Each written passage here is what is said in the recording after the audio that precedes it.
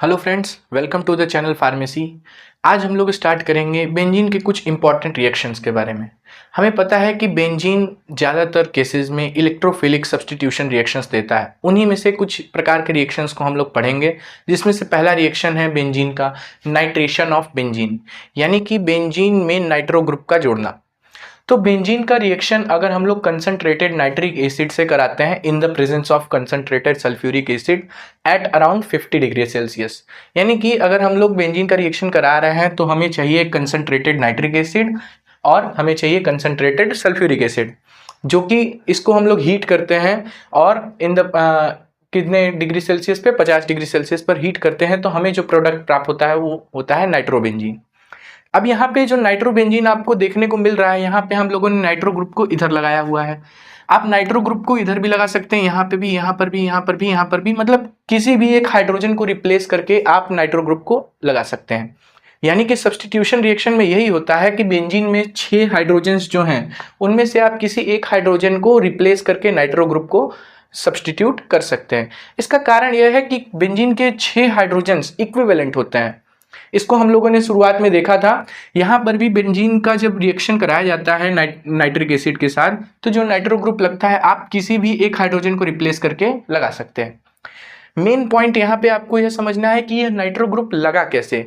हम लोग यहाँ पे करा रहे हैं नाइट्रिक एसिड का रिएक्शन, तो ये नाइट्रो ग्रुप आया कहाँ से, इसका जनरेशन कैसे हुआ और यहाँ पे हाइड्रोजन रिप्लेस कैसे हुआ, ये आपको समझना है। ये सब समझेंगे हम लोग मैकेनिज्म से, तो इसको देखते हैं हम लोग। तो मैकेनिज्म अगर हम लोग पढ़ते हैं किसी भी इलेक्ट्रोफिलिक सब्स्टिट्यूशन रिएक्शन का जो कि बेंजीन के साथ होता है, तो वहाँ पे हम लोग 3 स्टेप्स देखते हैं। मैकेनिज्म में जो स्टेप फर्स्ट होता है वो होता है generation of electrophile. Generation of electrophile पहला स्टेप जो होता है वो बहुत ही इंपॉर्टेंट होता है। यह जो जनरेशन ऑफ इलेक्ट्रोफाइल, इलेक्ट्रोफाइल क्या होता है? इलेक्ट्रोफाइल एक ऐसी स्पीसीज होती है जो कि पॉजिटिवली चार्ज्ड स्पीसीज होती है, या ऐसी स्पीसीज जिनमें क्या होता है, इलेक्ट्रॉन डेफिशिएंट स्पीसीज को हम लोग बोलते हैं इलेक्ट्रोफाइल। यहाँ पर जब हम लोग कंसंट्रेटेड नाइट्रिक एसिड की बात करते हैं तो यह खुद एक इलेक्ट्रोफाइल नहीं है, यह इलेक्ट्रोफाइल को जनरेट करता है। जैसे कि यहाँ पे अगर हम लोग नाइट्रिक एसिड की बात करें तो नाइट्रिक एसिड में जो हमें इलेक्ट्रोफाइल देखने को मिलेगा वह होगा नाइट्रोनियम आयन। क्या होगा? नाइट्रोनियम आयन, जिसको हम लोग इस प्रकार से रिप्रेजेंट करते हैं NO2+। अब ध्यान दीजिएगा, कई लोग NO2+ को इस प्रकार से लिखते हैं जो कि गलत है। इसका कारण ये है कि नाइट्रोजन पर चार्ज आता है। हम इस चीज़ को ध्यान में रखेंगे कि जब भी हम लोग नाइट्रोनियम आयन को रिप्रेजेंट करें ऐसे फॉर्मूले से, तो हमें यह देखना है कि नाइट्रोजन पे पॉजिटिव चार्ज है, क्योंकि जब इसका स्ट्रक्चर बनेगा तो आप वहाँ पे देखेंगे कि नाइट्रोजन पे पॉजिटिव चार्ज आता है, ना कि ऑक्सीजन पे। तो कई लोग इस चीज़ को मिस्टेक करते हैं कि हम नाइट्रोजन पे पॉजिटिव चार्ज नहीं लगा के पॉजिटिव चार्ज ऑक्सीजन पे लगाते हैं। ये हम लोगों ने बचपन में देखा था, लेकिन अब जो है हायर स्टडीज़ में आप देखते हैं कि टू द पॉइंट हमको बात करनी होती है। तो जनरेशन ऑफ इलेक्ट्रोफाइल में ये जो कंसंट्रेटेड नाइट्रिक एसिड है ये जनरेट करता है इस प्रकार के इलेक्ट्रोफाइल को, जो कि है हमारा नाइट्रोनियम आयन। दूसरा स्टेप जो होता है वो होता है formation of sigma complex. Formation of sigma complex. इस स्टेप में हम लोग यह देखेंगे कि ये बेंजीन जो है, यह बेंजीन इलेक्ट्रॉन रिच कंपाउंड है। हम पता है कि इलेक्ट्रॉन रिच कंपाउंड ही इलेक्ट्रॉन डेफिशिएंट कंपाउंड पे अटैक करते हैं, यानी कि ऐसे स्पीसीज जिनके पास इलेक्ट्रॉन ज़्यादा होता है। यहाँ पे हम बेंजीन के पास देख सकते हैं पाई इलेक्ट्रॉन सिस्टम है पूरा। पाई इलेक्ट्रॉन सिस्टम्स क्या होते हैं? इलेक्ट्रॉन रिच स्पीसीज होती हैं जो कि ऐसे स्पीसीज पर अटैक करती हैं जिनके पास इलेक्ट्रॉन्स की कमी होती है, यानी कि इलेक्ट्रॉन डेफिशिएंट स्पीसीज को। अब यहाँ पे अगर आप नाइट्रोजन पे देखो तो नाइट्रोजन पे पॉजिटिव चार्ज लगा हुआ है, और positive charge are the electron deficient species, यानी कि इस पर यह अटैक करता है। और अटैक करने के बाद एक सिग्मा कॉम्प्लेक्स, एक कॉम्प्लेक्स का फॉर्मेशन होता है जिसे हम लोग आगे देखेंगे, उसे अच्छे से समझ में आएगा। तीसरा स्टेप होता है डीप्रोटोनेशन का। डीप्रोटोनेशन, या हम लोग इसको कह सकते हैं रिस्टोरेशन ऑफ एरोमेटिसिटी। बेंजीन की जो कैरेक्टरिस्टिक है वो क्या है, एरोमेटिसिटी है। लेकिन यहाँ दूसरे स्टेप में हम देखेंगे कि इसकी जो एरोमेटिसिटी वो कुछ टाइम के लिए लॉस्ट हो जाती है, मतलब कि कुछ टाइम के लिए चली जाती है। लेकिन जो तीसरा स्टेप होता है डीप्रोटोनेशन, डीप्रोटोनेशन में डी का मतलब क्या होता है, प्रोटोनेशन का मतलब क्या होता है, प्रोटोनेशन का मतलब होता है हाइड्रोजन आयन का जुड़ना, यानी कि H+ आयन्स का जुड़ना। लेकिन अगर किसी वर्ड के आगे डी लगा हुआ है तो इसका मतलब होता है रिमूवल ऑफ H+ आयन, यानी कि यहाँ पे बेंजीन में जितने भी हाइड्रोजन आयंस लगे हुए हैं वो सब इक्विवेलेंट है। एक हाइड्रोजन को रिप्लेस करके हमें क्या लगाना है, NO2 ग्रुप को लगाना है। तो जिस NO2 ग्रुप को हम जहां पर लगाएंगे उस हाइड्रोजन को रिमूव करने के प्रोसेस को हम लोग क्या बोलते हैं, डीप्रोटोनेशन। अब स्टेप बाय स्टेप इस मैकेनिज्म को हम लोग पूरी तरह से समझते हैं। तो मैकेनिज्म में जो पहला स्टेप होता है वो होता है जनरेशन ऑफ इलेक्ट्रोफाइल, यानी कि हम लोग इस नाइट्रेशन ऑफ बेंजीन रिएक्शन में हम लोग नाइट्रोनियन आयन का जनरेशन देखेंगे कि किस प्रकार से जनरेट होता है। तो इसके लिए हमें यह पता होना चाहिए कि नाइट्रिक एसिड का स्ट्रक्चर और सल्फ्यूरिक एसिड का स्ट्रक्चर हम लोग बना के देखेंगे। तो यहाँ पे नाइट्रिक एसिड का स्ट्रक्चर कुछ इस प्रकार से आप देखेंगे और H2SO4 का स्ट्रक्चर कुछ इस प्रकार से आप देखेंगे। ये बहुत ज़्यादा जरूरी स्टेप होता है, यहाँ पे आपको ध्यान देना होगा कि यहाँ पे नाइट्रिक एसिड का जो ये वाला ऑक्सीजन है ये बहुत ज़्यादा हाईली इलेक्ट्रोनेगेटिव होता है और ये इतना ज़्यादा पावरफुल होता है कि यह इस सल्फ्यूरिक एसिड के इस वाले हाइड्रोजन पर अटैक करता है। आपको यह समझना जरूरी है किसी भी प्रकार के मैकेनिज्म को करने के लिए कि इलेक्ट्रॉन का फ्लो कहाँ से कहाँ पर होता है। ये जो एरो हम लोग बना रहे हैं ये इलेक्ट्रॉन का फ्लो दर्शाता है कि आपका क्या है कि ऑक्सीजन अटैक कर रहा है इस वाले हाइड्रोजन पे। हमेशा इलेक्ट्रॉन रिच स्पीसीज ही किस पर अटैक करेगी, इलेक्ट्रॉन डेफिशिएंट स्पीसीज पे। सिंस यहाँ का जो ऑक्सीजन है ये भी इलेक्ट्रोनेगेटिव है तो यहाँ पे इन हाइड्रोजन और ऑक्सीजन के बीच का जो बॉन्ड है यानी कि उनके बीच का जो इलेक्ट्रॉन है वो अपनी तरफ खींच के रखेगा ऑक्सीजन। इलेक्ट्रोनेगेटिविटी यही कहलाती है। तो यहाँ का जो हाइड्रोजन है ये बहुत ज़्यादा वीक हो जाता है जिसकी वजह से इस नाइट्रिक एसिड का ये वाला ऑक्सीजन ये अटैक करता है इस हाइड्रोजन पर और अपने साथ खींच लेता है। तो यह क्या बनाता है, कुछ इस प्रकार का आपको कंपाउंड देखने को मिलता है।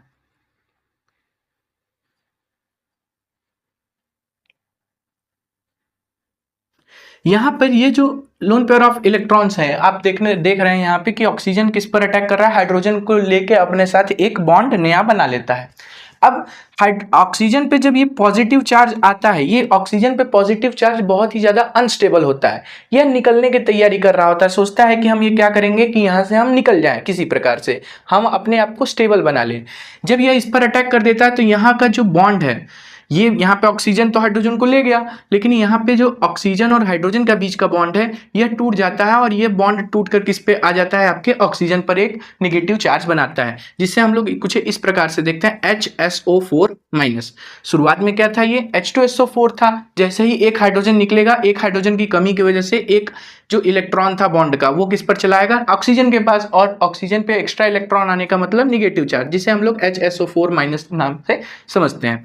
यहाँ पर यह जो बात समझनी है आपको कि ये जो ऑक्सीजन है जिस पर अब एक हाइड्रोजन जुड़ गया है और एक पॉजिटिव चार्ज आ गया है, तो यहाँ पर प्रॉब्लम क्या होती है कि ये जो ऑक्सीजन है जिस पर निगेटिव चार्ज जो नाइट्रोजन से जुड़ा हुआ है यह अपना इलेक्ट्रॉन ये किसको देता है, इस नाइट्रोजन और ऑक्सीजन के बीच में बनाने का ट्राई करता है। कहता है कि ऑक्सीजन पे नेगेटिव चार्ज, वो भी कहता है कि हम स्टेबल होना चाहते हैं, अपनी ये 2 वैलेंसी ऑक्सीजन की पूरी करना चाहते हैं, तो ये यहाँ पे बनाता है। और जब ये इन दोनों के बीच में बॉन्ड बन जाता है तो ये जो बॉन्ड है यहाँ का नाइट्रोजन और इस वाले ऑक्सीजन के बीच का, यह कहता है कि हम भाई अपने ऑक्सीजन को इलेक्ट्रॉन देंगे और इसको पूरी तरह से हटा देंगे।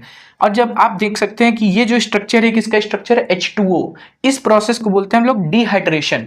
यहाँ पे आप देखेंगे तो क्या बनेगा आपका नाइट्रोजन, यहाँ पे ये जो ऑक्सीजन है ये दोनों के बीच में डबल बॉन्ड बन जाएगा, यहाँ पे डबल बॉन्ड पहले से ही था, नाइट्रोजन पे positive charge as it is रहेगा और ये जो आपकी स्पीसीज है पूरी H2O ये क्या हो जाएगी, निकल जाएगी बाहर। इस प्रोसेस को हम लोग बोलते हैं डिहाइड्रेशन।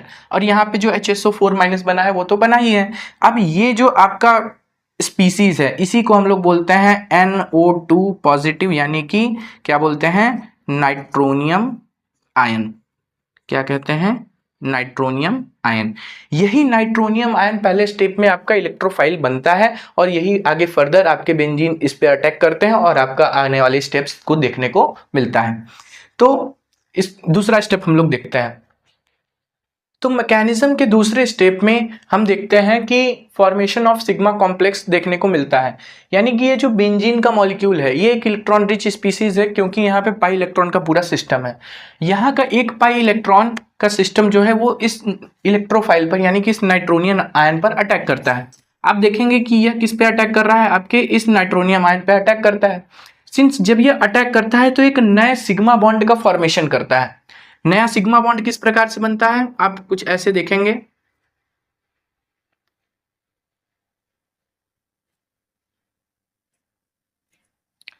आप यहाँ पर देख पा रहे हैं कि यह जो डबल बॉन्ड यहाँ वाला है, यह यहाँ पे इस कार्बन की वैलेंसी 4 है, इस वाले कार्बन की वैलेंसी भी 4 है, पूरी है। यहाँ पे एक हाइड्रोजन भी लगे रहते हैं, इसकी वजह से ये यहाँ पे कार्बन की वैलेंसी 4 होती है।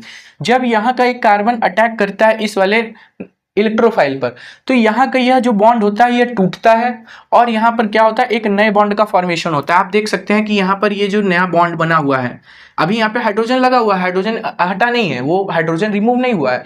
ये हाइड्रोजन के साथ में एक हाइड्रोजन यहाँ पे लगा हुआ है, ये हाइड्रोजन भी लगा हुआ और साथ में एक नए सिग्मा बॉन्ड का फॉर्मेशन होता है। अब यहाँ वाले अगर कार्बन की बात करें तो 1 2 3 4 कार्बन की 4 वैलेंसी तो पूरी हो जाती है, लेकिन यहाँ वाला जो कार्बन है, यहाँ वाले कार्बन पे क्या आ जाता है, एक पॉजिटिव चार्ज जनरेट हो जाता है। ये पॉजिटिव चार्ज क्यों जनरेट होता है, क्योंकि यहाँ पे ये वाला जो कार्बन है, ये वाला कार्बन एक शेयरिंग में पाई इलेक्ट्रॉन सिस्टम में थे। अब शेयरिंग जैसे ही टूट जाती है, यहाँ का ये जो बॉन्ड ब्रेक होता है और एक नया सिग्मा बॉन्ड का फॉर्मेशन होता है, तो यहाँ पर क्या जनरेट हो जाता है, एक पॉजिटिव चार्ज। इसे हम लोग बोलते हैं सिग्मा कॉम्प्लेक्स या एरिनियम आयन। क्या बोलते हैं, एरिनियम आयन। इसे इस प्रकार से समझे कि इसको सिग्मा कॉम्प्लेक्स क्यों बोलते हैं, क्योंकि यहाँ पर एक नए सिग्मा बॉन्ड का फॉर्मेशन होता है। उसके साथ ही यहाँ पे आप देखेंगे कि ये बेंजीन के जो एरोमेटिसिटी है वो किसकी वजह से आती है, वो आती है पाई इलेक्ट्रॉन के डीलोकलाइजेशन की वजह से। लेकिन यहाँ पर आप देखेंगे कि अब ये पाई इलेक्ट्रॉन का डीलोकलाइजेशन पूरे रिंग पर नहीं है, वो कहाँ पे है, केवल यहाँ से लेके यहाँ तक में है। इसे हम लोग कुछ इस प्रकार से समझे कि अब ये रेजोनेटिंग स्ट्रक्चर कैसे देखने को मिलेगा। रेजोनेंस होता है बेंजीन में, ये पता है हमें, लेकिन जब ऐसा कॉम्प्लेक्स बनता है, एरिनियम आयन बनता है, तो उसमें किस प्रकार से आपको रेजोनेटिंग स्ट्रक्चर्स देखने को मिलेंगे। तो इसको हम लोग किसी इस प्रकार से देखते हैं कि यहाँ पे पॉजिटिव चार्ज है, कोई भी कार्बन पे अगर पॉजिटिव चार्ज आता है तो वो हमेशा क्या बनाता है, कार्बोकैटायन बनाता है। इसको हम लोग कार्बोकैटायन यहाँ पे कह सकते हैं। तो यहाँ पे जो डबल बॉन्ड है यहाँ वाला, ये कार्बन कार्बन के बीच का जो डबल बॉन्ड है, यह सोचता है कि हम अपने बगल वाले कार्बन को अपना इलेक्ट्रॉन देंगे तो उसका बॉन्ड क्या हो जाएगा, कंप्लीट हो जाएगा।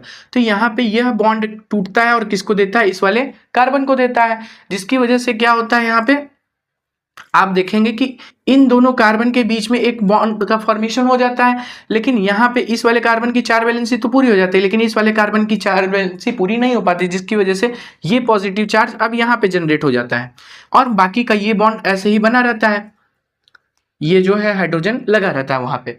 फिर यहाँ का जो कार्बन कार्बन का डबल बॉन्ड है, यह देखता है कि इस बगल वाले कार्बन पे इलेक्ट्रॉन की कमी है, यानी कि पॉजिटिव चार्ज है, तो यह कहता है कि भाई तुम भी इसको ले लो, है ना।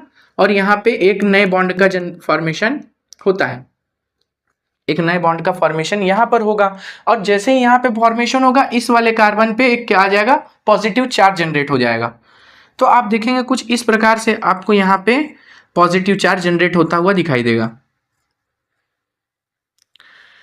अब जनरली क्या होना चाहिए कि यहाँ पे भी अगर एक डबल बॉन्ड होता तो ये क्या करता है, इस वाले पॉजिटिव चार्ज को अपना इलेक्ट्रॉन देता, लेकिन यहाँ पे कुछ है नहीं, तो यह क्या करता है, सिस्टम वापस से ये उसी फेज में जाता है। कैसे जाता है, यहाँ का जो पाई बॉन्ड है ये कहता है कि तुम जो पॉजिटिव चार्ज है इसको हम लोग क्या करेंगे, स्टेबलाइज करेंगे, तो ये इन दोनों के बीच में बॉन्ड बनाता है। तो बॉन्ड बनाने की वजह से वापस से यहाँ पे एक पॉजिटिव चार्ज जनरेट हो जाता है। आप देखेंगे कि जब यहाँ से ये पॉजिटिव डबल बॉन्ड है, पाई बॉन्ड, ये अपना बॉन्ड तोड़ के इन दोनों के बीच में बॉन्ड बनाएगा, तो यहाँ वाले कार्बन की 4 वैलेंसी पूरी हो जाएगी, लेकिन इस वाले कार्बन की 4 वैलेंसी पूरी न होने की वजह से यहाँ पे पॉजिटिव चार्ज जो कि ऐसा जनरेट हो जाता है। फिर जैसे ही यहाँ पे पॉजिटिव चार्ज जनरेट होता है, यहाँ का जो पाई इलेक्ट्रॉन सिस्टम है ये वापस से इन दोनों के बीच में बॉन्ड बनाता है और ये क्या बनाता है, यहाँ पे पॉजिटिव चार्ज वापस से जनरेट हो जाता है, जो कि आप देखने को यहाँ पे मिलता है। तो इस प्रकार का जब पूरा रेजोनेटिंग स्ट्रक्चर होता है तो हमें कुछ इस प्रकार के रिंग का फॉर्मेशन देखने को मिलता है। ये यहाँ पे देखिए, इसे हम ऐसे रिप्रेजेंट करते हैं।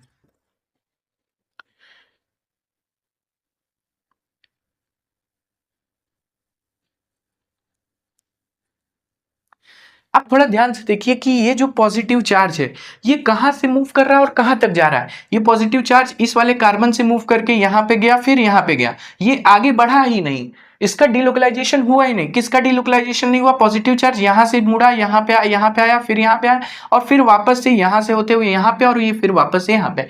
इस वजह से यहाँ पे ये जो सिस्टम बना हुआ है, ये जो आधी रिंग आपको दिख रही है, इनकम्प्लीट रिंग, यह दर्शाती है कि पॉजिटिव चार्ज यहाँ से मूव करते हुए ये केवल यहाँ पे यहाँ तक गया और यहाँ से वापस से यहाँ पर आया। इसी प्रकार के पूरे इंटरमीडिएट को हम लोग बोलते हैं सिग्मा कॉम्प्लेक्स या तो एरिनियम आयन। यह जो स्टेप होता है इसी को हम लोग बोलते हैं इस पूरे नाइट्रेशन ऑफ बेंजीन में rate determining step, rate determining step यानी कि आरडीएस। इसके बाद यह जो सिग्मा कॉम्प्लेक्स बना होता है यह आपका डीप्रोटोनेशन में पार्ट लेता है। तीसरे स्टेप में हम लोग उसको देखते हैं। दूसरे स्टेप में जो आपका सिग्मा कॉम्प्लेक्स का फॉर्मेशन हुआ है, ये सिग्मा कॉम्प्लेक्स क्या है? इस कॉम्प्लेक्स में आप देखेंगे कि जो बेंजीन की एरोमेटिसिटी है वो कुछ टाइम के लिए खो गई है, यानी कि लॉस हो गई है। लेकिन जो तीसरा स्टेप होता है डीप्रोटोनेशन का, यहाँ पे दो चीजें होती है। एक पहला तो क्या, हाइड्रोजन जो होता है रिमूव होता है। डीप्रोटोनेशन का मतलब होता है प्रोटॉन का रिमूव होना, यानी कि हाइड्रोजन का रिमूव होना। और इसी स्टेप में हम देखेंगे कि क्या बेंजीन की जो एरोमेटिसिटी है वो वापस से रिस्टोर हो जाएगी, यानी कि बेंजीन जैसा था, बेंजीन का नेचर जो जैसा था एरोमेटिसिटी का, वो वापस से आपको देखने को मिलेगा। तो ये है सिग्मा कॉम्प्लेक्स। यहाँ पे हम लोग देखेंगे जो पहले स्टेप में हमारा HSO4 माइनस बना था, H2SO4 से जो हम लोगों ने हाइड्रोजन निकाल के HSO4 माइनस बना था, यह क्या करता है, यह इस वाले हाइड्रोजन पे अटैक करता है। क्यों? क्योंकि हाइड्रोजन बहुत ज्यादा वीक है। हाइड्रोजन वीक होने की वजह से यह जो HSO4 माइनस आयन है यह हाइड्रोजन पर अटैक करता है और H2SO4 बना के निकाल लेता है। आप क्या देखेंगे, यहाँ पे H2SO4 बन के निकल गया, जैसा हम लोगों ने इसको शुरुआत में लिया हुआ था। लेकिन अब यहाँ पे ये जो हाइड्रोजन और इस कार्बन के बीच का जो बॉन्ड है यह क्या करता है, यह टूटता है और ये किसके बीच में बना लेता है, इस वाले कार्बन और इस वाले कार्बन के बीच में एक नया बॉन्ड बना देता है, जिसकी वजह से यहाँ का जो ये पॉजिटिव चार्ज है वो भी खत्म हो जाता है और वापस से बेंजीन की जो एरोमेटिसिटी है वो रिस्टोर हो जाती है। तो आप कुछ इस प्रकार से आप देखेंगे कि यहाँ पे NO2 तो जैसा है वैसे जुड़ा रहेगा, लेकिन यहाँ पे एक नया बॉन्ड यहाँ पे वापस से बन गया और यहाँ से प्रोटॉन का रिमूवल भी हो गया। तो कार्बन की जो जितनी भी वैलेंसी थी वो वापस से रिस्टोर हो गई और ये पाई इलेक्ट्रॉन का जो सिस्टम है, यानी कि डीलोकलाइजेशन का सिस्टम है एरोमेटिसिटी वाला, वह पूरी तरह से क्या हो गया, रिस्टोर हो गया। और हमें जो प्रोडक्ट प्राप्त होता है उसे हम लोग बोलते हैं नाइट्रोबेंजीन। यानी कि शुरुआत से हम लोगों ने क्या देखा कि इलेक्ट्रोफाइल का जनरेशन कैसे हुआ, दूसरा क्या कि सिग्मा कॉम्प्लेक्स का फॉर्मेशन कैसे हुआ, इसे हम लोग सिग्मा कॉम्प्लेक्स क्यों कहते हैं, और तीसरा स्टेप जो है वो इंपॉर्टेंट है, वो है डीप्रोटोनेशन। जो हमारा तीनों स्टेप में रेट डिटरमाइनिंग स्टेप होता है वो कौन सा था, दूसरा स्टेप, यानी कि फॉर्मेशन ऑफ सिग्मा कॉम्प्लेक्स। अब यहाँ पे आपको बात समझनी है कि जब हम लोग किसी भी कंपाउंड का नाइट्रेशन कराते हैं, यानी कि उसमें नाइट्रो ग्रुप जोड़ना होता है, तो हम लोग एक ऐसे ग्रुप का, एक ऐसे रिएजेंट को लेते हैं जिसको हम लोग बोलते हैं नाइट्रेटिंग रिएजेंट, या क्या बोलते हैं, नाइट्रेटिंग एजेंट, जो कि क्या प्रोवाइड करता है, आपका प्रोवाइड करता है NO2 ग्रुप। क्या प्रोवाइड करता है, नाइट्रोनियम आयन को प्रोवाइड करता है। HNO3 खुद एक नाइट्रेटिंग एजेंट नहीं है, वो बस जनरेट करता है, वो पोटेंशियली क्या जनरेट करता है, आपका नाइट्रोनियम आयन को जनरेट करता है। ऐसे बहुत सारे आपको नाइट्रेटिंग एजेंट मिलेंगे, लेकिन वो आसानी से नाइट्रो ग्रुप का जनरेशन नहीं कर सकते हैं। जैसे कि अगर हम लोग एग्जांपल की बात करें, नाइट्रोमेथेन की बात करते हैं, या मेथिल नाइट्रोमेथेन में आप देखेंगे कि ये जो नाइट्रो ग्रुप है ये भी जनरेट हो सकता है नाइट्रोनियम आयन में, लेकिन ये इतनी आसानी से जनरेट नहीं होता है। ये बहुत ही ज़्यादा स्टेबल होने की वजह से इस कंपाउंड में ये एक अच्छा गुड नाइट्रेटिंग एजेंट नहीं कहलाता है। जबकि नाइट्रिक एसिड में नाइट्रोनियम आयन को जनरेट करने के लिए हम एक एसिड का भी यूज करते हैं, जो कि है हमारा क्या, कंसंट्रेटेड H2SO4। H2SO4 एक बहुत ही स्ट्रॉन्ग एसिड होता है, जो कि आपके इस नाइट्रेटिंग एजेंट में HNO3 में, कंसंट्रेटेड नाइट्रिक एसिड में डीप्रोटोनेशन और आपका नाइट्रोनियम आयन का जनरेशन भी बहुत ही आसानी से कर देता है। अगर हम लोग कंसंट्रेटेड सल्फ्यूरिक एसिड के अलावा कोई और एसिड को ट्राई करें, जैसे HCl को करें, तो HCl स्ट्रॉन्ग तो है, लेकिन वो इतनी आसानी से नाइट्रोनियम आयन का जनरेशन और डिहाइड्रेशन, जो हम लोगों ने पहले स्टेप में देखा था, वो उतनी आसानी से डिहाइड्रेशन और डीप्रोटोनेशन नहीं कर सकता है। अगर और वीक एसिड्स की बात करें तो वीक एसिड इतने कैपेबल नहीं होते हैं कि वो क्या करें, आपका नाइट्रोनियम आयन का जनरेशन कर पाए, वो भी किसके साथ, नाइट्रिक एसिड के साथ। तो यहाँ पे आप पूरी तरह से समझ गए हैं कि किस प्रकार से आपका नाइट्रिक एसिड और सल्फ्यूरिक एसिड के प्रेजेंस में आपका बेंजीन नाइट्रेशन को परफॉर्म करता है, यानी कि यह एक इलेक्ट्रोफिलिक सब्स्टिट्यूशन रिएक्शन किस प्रकार से देता है। तो आज के लिए बस इतना ही फ्रेंड्स, मिलते हैं अगले वीडियो में। Thank you.